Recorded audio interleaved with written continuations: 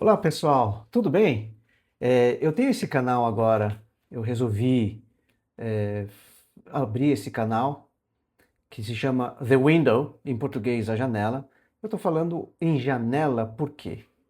É um nome meio estranho, né? Mas a janela é referência à janela de conhecimento, ou janela de aprendizado, desculpa, não de conhecimento, mas de aprendizado, que os linguistas, os neurolinguistas falam de uma janela de aprendizado em determinados pontos da nossa vida, quando essa janela deixa o aprendizado propício, né? Principalmente na idade mais nova, quando em crianças, né? Essa janela do aprendizado está escancarada, está bem aberta. Então, isso é muito importante na formação da criança. Então, é muito importante que a criança tenha informações sólidas e informações boas durante a sua formação. Hoje a gente vai falar sobre aprendizado de maneira geral. Eu sou professor de inglês há 34 anos, comecei a dar aula de inglês em 92. Isso, minha matemática não está errada, 34 anos, né? E só que hoje eu gostaria de falar de aprendizado de uma forma mais genérica. Nesse canal eu vou falar sobre não só aprendizado de línguas, não só do inglês, mas de outras línguas, mas também de música, de um esporte, sobre história, não necessariamente o aprendizado da história, mas ah, coisas relacionadas à história, coisas relacionadas à Bíblia.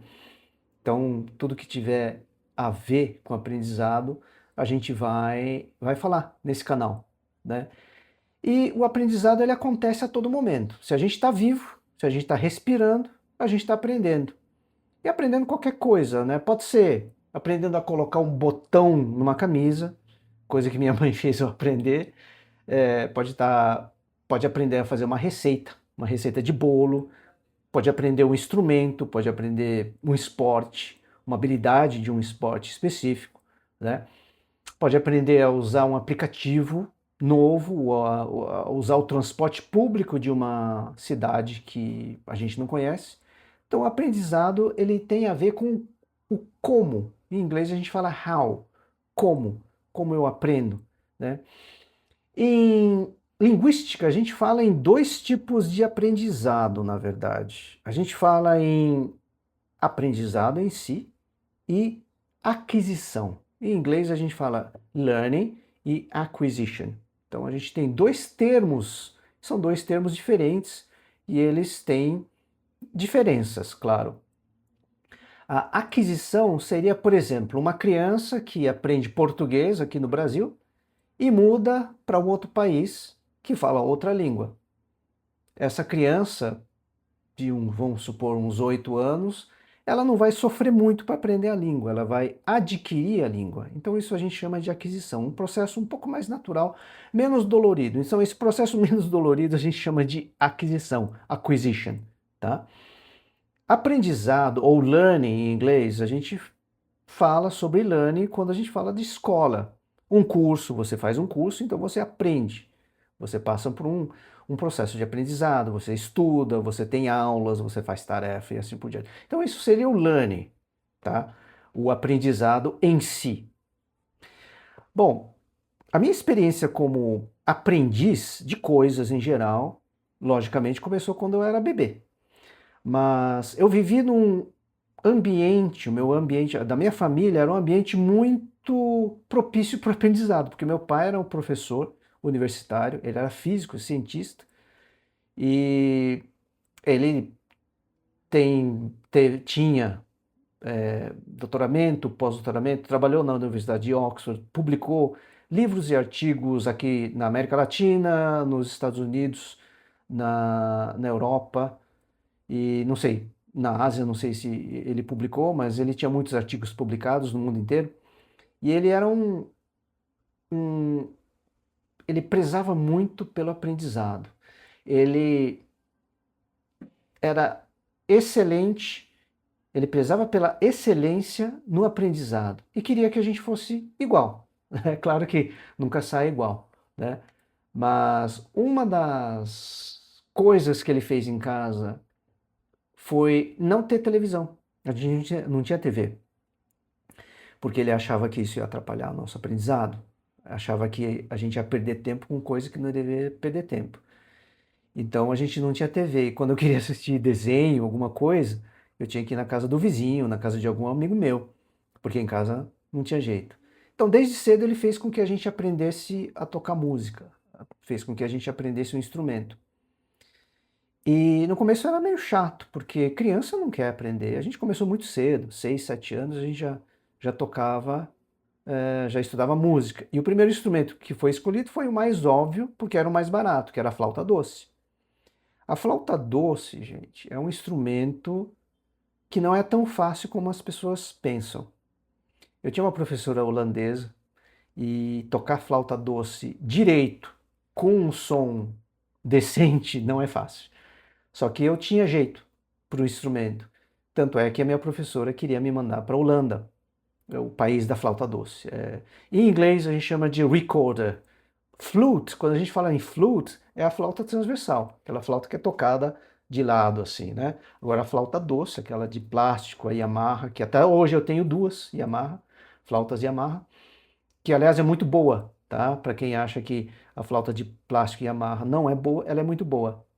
Eu tenho duas, sistema barroco, não o sistema germânico. Mas eu tocava flauta, não gostava muito, mas tocava bem. Então a professora queria me mandar para a Holanda, minha professora holandesa queria me mandar para a Holanda, porque ela via que eu tinha jeito, mas eu não dei muita bola, né? Meu pai até ficou animado, mas eu não dei muita bola.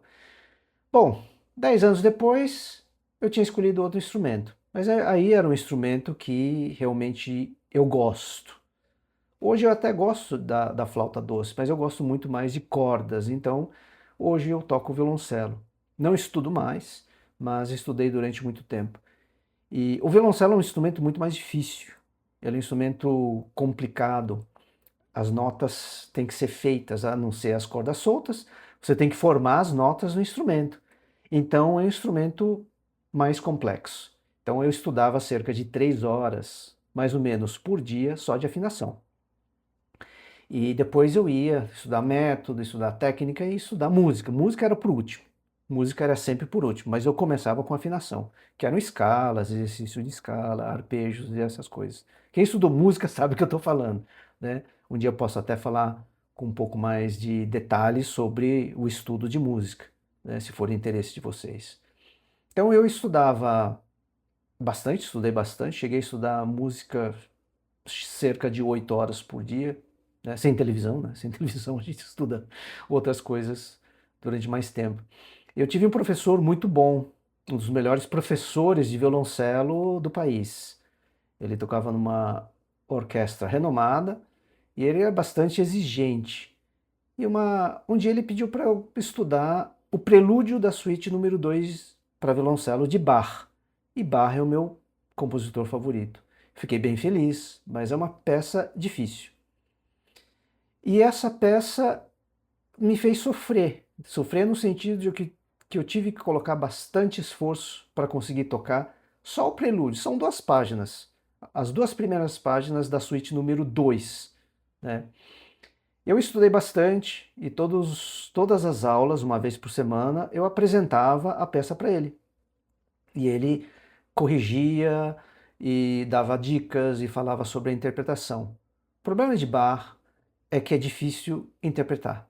É um dos compositores, se não o compositor mais difícil de interpretar. Então não era só a técnica, era também a interpretação que tinha que ficar boa. E o meu professor, exigente que era, ele insistiu naquela peça durante 4 ou 6 meses, não lembro direito. No final de mais ou menos 4 meses, eu estava tocando para ele e ele abriu os braços e falou assim: "Ah, agora sim, isso é Bach". Aquele dia foi um dos dias mais felizes da minha vida. Até pensei, nossa, hoje eu posso até morrer de tão feliz que eu estava, né? Porque finalmente eu estava tocando Bach do jeito que tem que ser tocado. E isso me deixou muito feliz. Então, hoje, se me pedirem para tocar a mesma peça, eu não vou conseguir tocar direito, porque a técnica foi embora. Eu preciso de alguns meses para que a técnica volte. Mas foi uma sensação muito boa. Uma sensação muito boa porque o processo tinha sido lento, mas apesar do processo ter sido lento e ter sido difícil, não foi um processo fácil. Eu acreditei no processo e eu curti o processo. Apesar da dificuldade, eu tive prazer de passar por aquele processo. É um pouco, parece, sou um pouco masoquista, né? Mas é isso que acontece. E a gente começa a perceber na quantidade de esforço que a gente coloca e o resultado que a gente obtém, e aquilo lá acaba sendo recompensador. Eu costumo dizer que o aprendizado ele acontece de fato, ele é solidificado quando quando o objeto de estudo, do nosso trabalho, ele começa a pertencer a gente. A gente sente que aquilo nos pertence, o vocabulário nos pertence, aquela habilidade nos pertence, aquela música nos pertence, aquela escrita, aquele texto nos pertence, aquele estilo de escrita nos pertence. E aí acaba nos dando um prazer muito grande, é muito gratificante quando a gente passa por um processo e a gente curte esse processo, porque a gente não só confiou no processo, mas como eu disse, a gente curtiu o processo. Por hoje é isso e agradeço a quem assistiu e até a próxima. Tchau, tchau.